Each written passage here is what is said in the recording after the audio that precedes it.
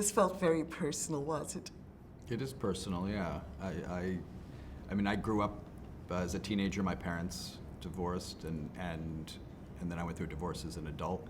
But I also saw it as an opportunity to explore the subject in a much more expansive way than, using elements of my own experience, and then I thought it was an opportunity to kind of broaden it and look at such a huge subject, and so I did a lot of research and talked to couples, I talked to lawyers, I talked to judges, so I really, so I felt I could kind of really sort of broaden it beyond myself.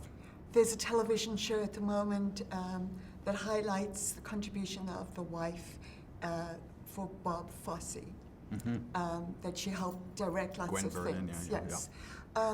As a director, one has to ask the question, do you have a muse somewhere that's uncredited that helps give you insight into your work? Is there someone you go to? Or? Partner Greta Gerwig is a huge influence, inspiration, and contributor. I mean, we're on, whether it's my movie or her movie, we're both very in it together, and it's a true collaboration. How much do you steal from conversations in your private life? A lot. Do people still talk to you after your movies come out? Well, people after a while they'll forget, so then they'll lose themselves. But no, I mean, I'm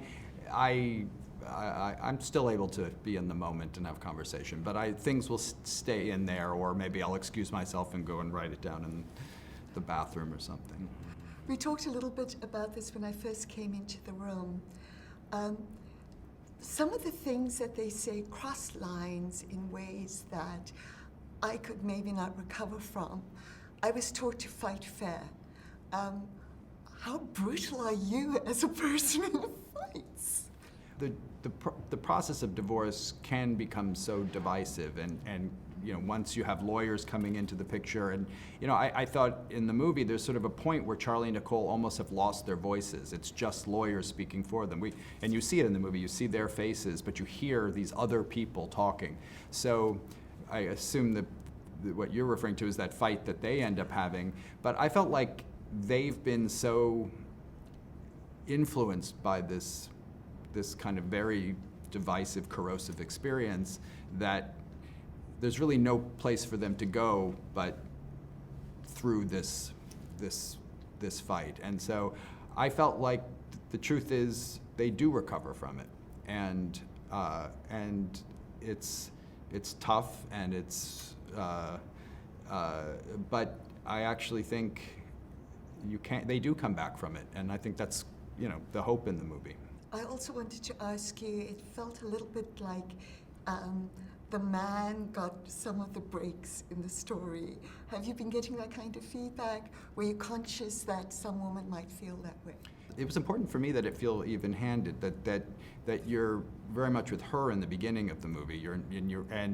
And I think it's natural for an audience to sort of drift toward her side when you're hearing what she's saying, and then he kind of comes more into it, and then we kind of maybe drift a little bit, with him, because it's our natural inclination, particularly in a movie, is to go with the person that we're with, and that by the end, that you're with both of them, because the audience has had the experience of kind of maybe slightly taking sides, and then now the truth is there are no sides. They're both imperfect but good people who are trying to do the best they can, be the best parents they can. I so enjoyed the movie. Thank you for your time. Yeah, thank you.